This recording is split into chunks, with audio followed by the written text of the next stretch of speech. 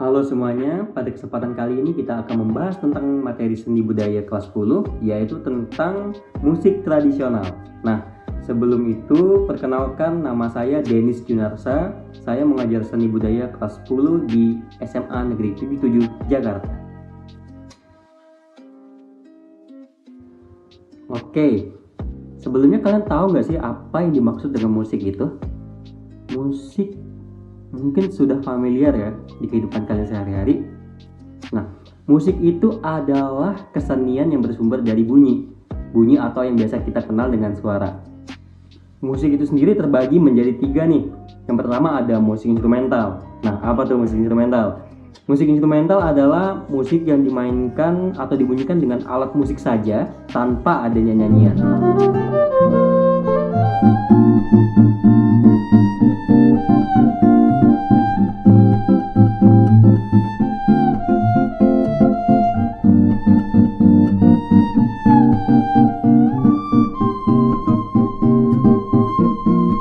Berarti kalau ada musik yang tanpa ada nyanyian, berarti ada dong musik dengan nyanyian saja atau menimbulkan suara tanpa menggunakan alat musik pengiring. Nah, itu yang kita maksud atau kita namakan dengan musik vokal. Ada satu lagi namanya adalah musik campuran. Musik campuran adalah paduan dari keduanya nih, tadi musik instrumental kita padukan dengan musik vokal, jadinya musik campuran.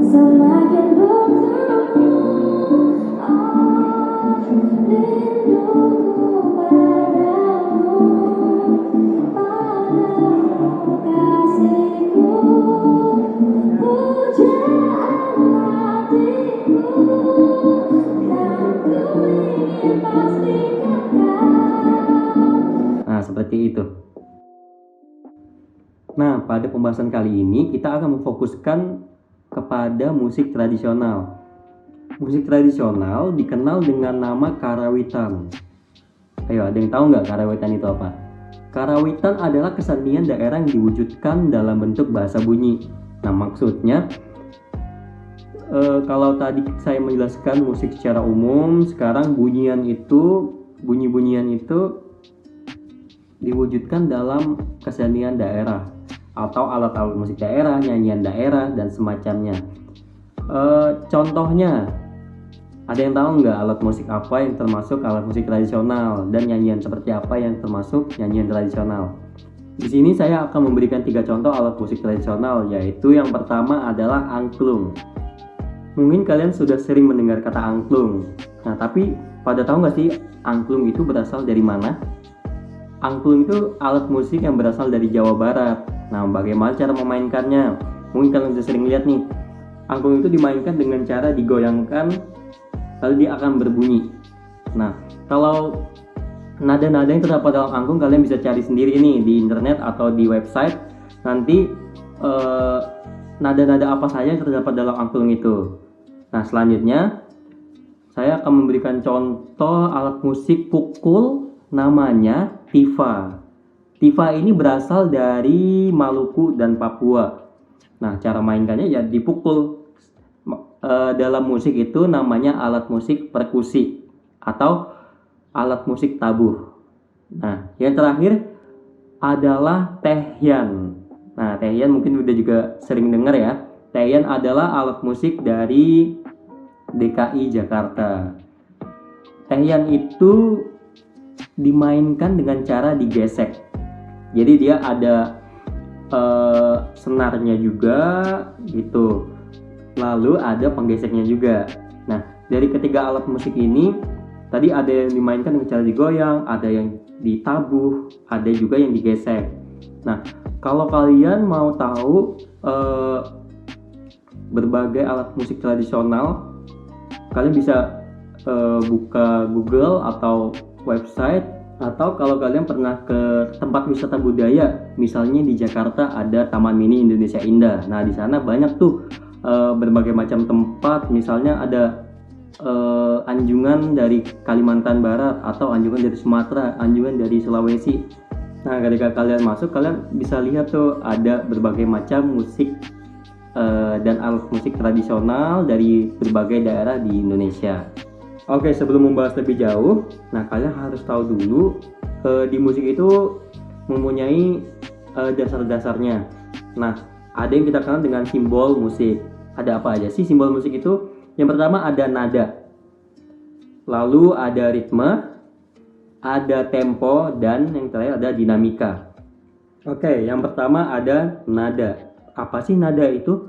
Apakah semua bunyi dapat dibilang nada? Bunyi yang dimaksud di sini adalah bunyi yang memiliki keteraturan. Nah, dalam nada itu sendiri memiliki frekuensi. Jadi semakin tinggi nadanya, semakin tinggi pula frekuensinya. Begitu juga semakin rendah nadanya, semakin rendah frekuensinya. Nah, seperti apa sih nada itu? Bisa kita lihat atau kalian pernah dengar do, re, mi, fa, sol, la, si, kembali lagi ke do. Nah, jadi nada-nada yang dirangkai itu bisa kita kenal dengan namanya melodi. Nah, jadi ketika sudah bilang do, re, mi, fa, sol, la, si, do itu udah menjadi satu tangga nada. Kita masuk ke ritme. Ritme adalah durasi dari setiap bunyi. Nah, apa sih maksudnya durasi? Jadi setiap nada tadi ada panjang pendeknya. Jadi dalam ritme itu ada yang dinamakan 1 ketuk, 2 ketuk, 3 ketuk, 4 ketuk, dan seterusnya. Contohnya, misalnya nada do. Ketika kita masukin ke dalam ritme atau ketukan, misalnya saya pengennya nada do-nya ini 4 ketuk misalnya. 1, 2, 3, 4 do. Nah, seperti itu contohnya. Selanjutnya ada yang dinamakan dinamika. Dinamika adalah keras lembutnya nada. Simbolnya seperti itu. Contohnya tadi nada do. Nada do tersebut saya maunya nadanya pelan. Misalnya do. Sekarang saya mau nada do-nya keras. Do. Nah, dinamika itu bisa juga dari yang pelan lalu menjadi semakin keras, semakin keras. Itu. Bisa saya contohkan. Do. Jadi ada dari pelan menjadi semakin keras. Nah, begitu juga sebaliknya dari keras menjadi semakin pelan. Do.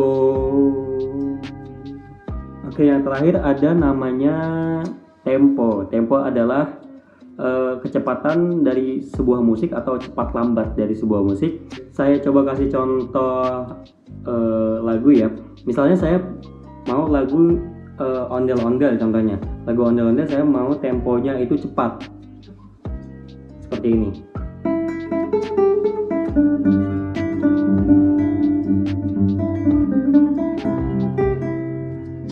Nah, kalau tadi tempo cepat, saya mau bikin tempo lagu ondel-ondel ini menjadi tempo lambat. Contohnya jadi seperti ini.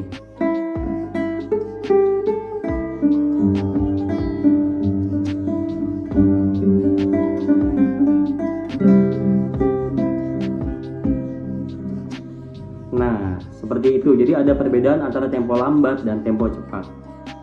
Oke, kita masuk ke dalam seni karawitan. Jika dilihat dari segi pagelarannya. Nah, seni karawitan itu terbagi menjadi 3. Seni karawitan sekar, seni karawitan gending, dan yang terakhir adalah seni karawitan sekar gending. Nah, apa itu?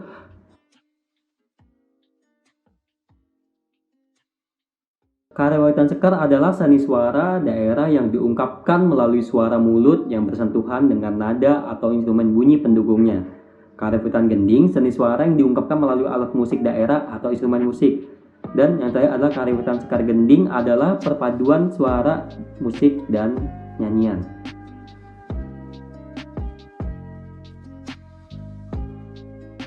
Oke, sebetulnya seni karawitan ini sama dengan musik yang sudah saya jelaskan pada awal tadi. Jadi karawitan sekar itu kan sama saja seperti musik vokal. Lalu karawitan gending sama saja dengan musik instrumental.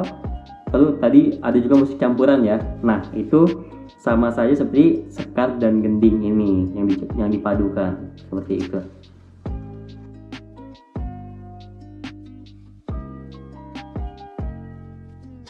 Oke, yang terakhir kita masuk kepada fungsi musik.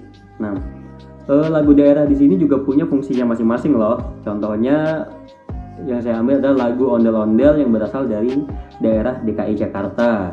Lagu ondel-ondel ini memiliki fungsi seperti yang sudah saya tulis ini, ada sebagai penolak bala, sebagai hiburan, lalu pengiring upacara perkawinan. Mungkin juga kalian sudah nggak asing ya dengan ondel-ondel sendiri. Biasa kalian kalau berpergian kemana gitu di sepanjang jalan ada biasanya orang memainkan ondel-ondel gitu kan, memainkan lagu ondel-ondel dengan musik iringan gitu.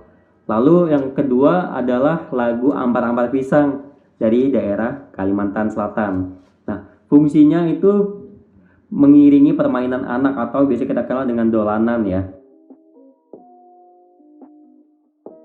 Oke, sekian pembelajaran pada kali ini. Kalian sudah bisa tahu nih apa yang dimaksud dengan musik itu sendiri. Lalu kalian sudah bisa tahu tentang simbol-simbol musik yang dalamnya ada nada, ritme, tempo, dinamika. Lalu kalian juga sudah tahu tentang apa sih musik tradisional itu, tadi sudah saya jelaskan juga. Dan ada contoh-contoh alat musiknya juga. Lalu ternyata alat musik tradisional ini atau musik tradisional ini memiliki fungsinya masing-masing loh lagu-lagunya. Misalnya lagu ondel-ondel tadi sebagai apa? Sebagai penolak bala, hiburan atau pengiring upacara perkawinan. Lalu ada tadi saya sebut lagu Ampar-Ampar Pisang yang untuk mengiring permainan anak. Nah, sekarang tugas kalian adalah mencari 10 alat musik tradisional beserta asalnya. Lalu sertakan juga cara memainkannya ya. Nah, satu lagi kalian harus mencari 10 lagu daerah beserta asalnya, lalu fungsinya. Oke, sekian pembelajaran kali ini. Jika kalian ada pertanyaan, kalian bisa menghubungi saya di email. Oke, sekian dan terima kasih.